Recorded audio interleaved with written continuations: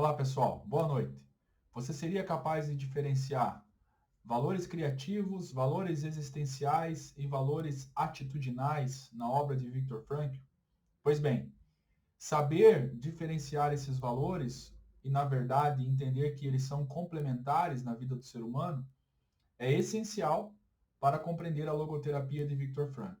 Pois bem, tentarei sintetizar aqui bem brevemente, né? É óbvio que isso não é nada mais aprofundado, é apenas uma introdução ao conteúdo, mas eu acho que pode ajudar aqueles que estão estudando logoterapia.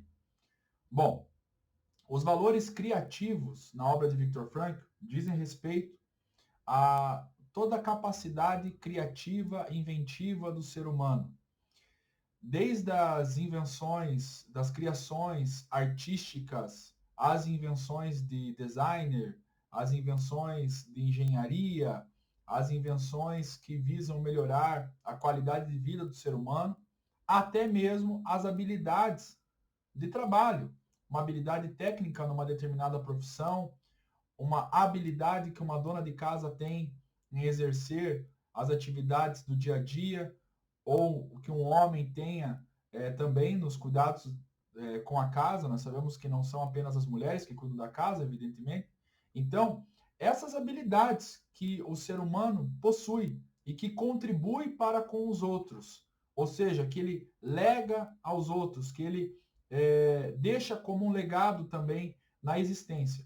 O interessante dos valores de criatividade ou valores criativos é que nessa visão frankliana, eles não dizem respeito apenas aos valores artísticos de uma cultura elevada, erudita, por assim dizer. Então não são apenas artistas plásticos, grandes músicos, enfim, grandes inventores que possuem esse valor criativo. Esse valor criativo, todo ser humano, ele desenvolve em alguma área e ele pode contribuir para com outras pessoas no dia a dia. Lembrando que a fenomenologia de Viktor Frankl, nós podemos designá-la como fenomenologia do homem da rua, do homem simples, tá? Até porque se fosse apenas para ser procurada e entendida em grandes homens, entre aspas, certamente não seria nenhuma psicoterapia, a logoterapia. A psicoterapia ela tem que ser democrática, ela tem que visar tratar todas as pessoas. Os valores existenciais dizem respeito à experiência de vida da pessoa, né? São as habilidades emocionais, psíquicas que o ser humano vai adquirindo para suportar os desafios da vida, as coisas que a vida traz para consigo ao longo da sua existência. Então, por exemplo, um adolescente que terminou lá o namorinho com uma garota. Para o adolescente, aquilo pode ser uma tempestade, e realmente é, porque tem que entender que o sofrimento naquela fase da vida, de perder uma namorada, é algo muito considerável para ele, ok? Mas isso gera nele um valor existencial. Numa segunda oportunidade, se acontecer dele namorar novamente e por algum motivo não dar certo o seu relacionamento, ele já vai ter uma forma de sair melhor daquela segunda situação, de conseguir resistir, de conseguir ter uma resiliência, melhor dizendo, àquela dificuldade. Isso é um valor existencial. Isso vale para enfermidades, isso vale para relacionamentos, isso vale até mesmo para situações de depressão que a pessoa possa ter ao longo da vida.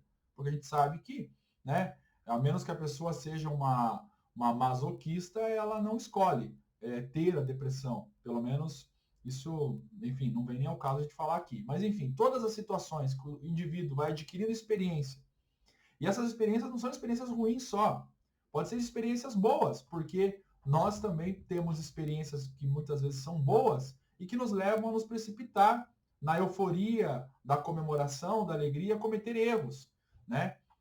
Trocar os pés pelas mãos, perdemos muitas vezes a humildade e acabamos quebrando as pernas, achamos que sabemos resolver uma situação e daí não conseguimos resolver, nos frustramos. Tudo isso gera também maturidade. Então, os valores existenciais seriam a capacidade de sublimar do indivíduo ao longo da sua experiência, por meio da sua experiência, melhor dizendo. Porém, Viktor Frankl deixa claro que os valores mais importantes que um ser humano pode adquirir são os valores atitudinais, ou valores de atitude, tá? De uma forma mais simples. Os valores de atitude, eles são importantíssimos, tá? E eles são prova da capacidade humana de se sobressair a qualquer dificuldade. O valor de atitude, muitas vezes ele é exercido quando os outros dois não podem mais ser exercidos, tá? Então, por exemplo, numa situação limite, como uma doença terminal, na cama de um hospital, não há muito mais o que fazer. A pessoa tem dificuldade de criar, embora possa criar algumas situações, a gente sabe, mas digamos que ela não tem mais condições de criar. Ela perdeu os movimentos do corpo, ela está com uma doença que ela sabe que ela não vai sair do hospital, a experiência de vida dela pode fortalecer o seu emocional, mas ela não tem mais condição. Ela sabe que ali será os seus últimos dias de vida. A atitude dela em relação à sua doença, a forma dela transformar a si mesma é um valor de atitude. Então, por exemplo, suponhamos que essa pessoa, por algum motivo, ela não vai conseguir mais deixar uma obra, porque a vida dela está se encerrando, tá? A experiência dela não vai resolver muito, não vai trazer cura para ela, porque ela está numa doença terminal, mas ela pode mudar a si mesma. Por exemplo, liberar perdão a uma pessoa, né? Aliviar o fardo, portanto, naqueles que ficam, né? Resolver situações, mudar a si mesmo, no sentido de deixar a amargura, deixar o rancor, deixar aquele peso que poderia ser levado para a outra vida, ou coisa do tipo, para com ela, e também aliviar a existência dos outros. É um legado que ela pode deixar. Ainda há uma possibilidade dela autotranscender mesmo diante de uma situação assim, final, vamos dizer. Né? Por exemplo, como o Viktor Frankl deixou claro na obra dele, existem situações que nós podemos criar, existem situações que nós podemos utilizar da nossa experiência para sairmos dela, mas existem situações que nós não vamos poder criar, nós não vamos poder mais fazer uso da nossa experiência. A única coisa que nos resta é transformar a nós mesmos. E isso é muito importante.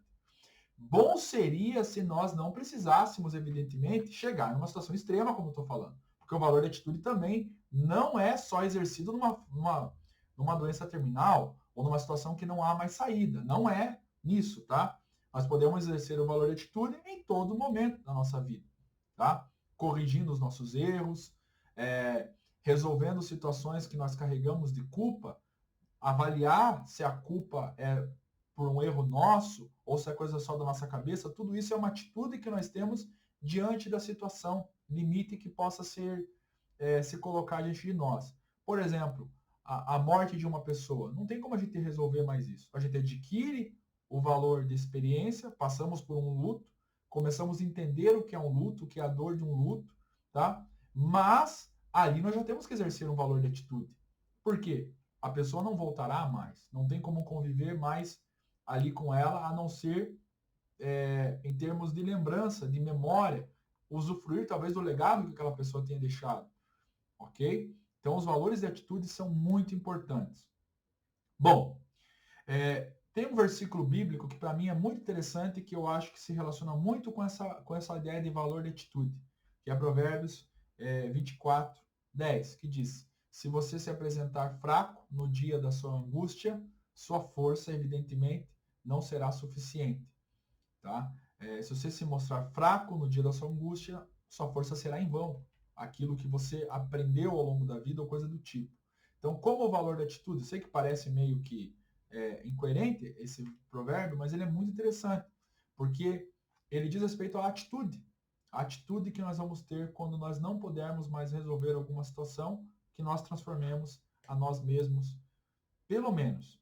Bom, espero ter sido claro e ter ajudado vocês a entenderem um pouquinho essa diferença dos valores em Viktor Frankl. Fiquem na paz, Deus abençoe todo mundo, até uma próxima.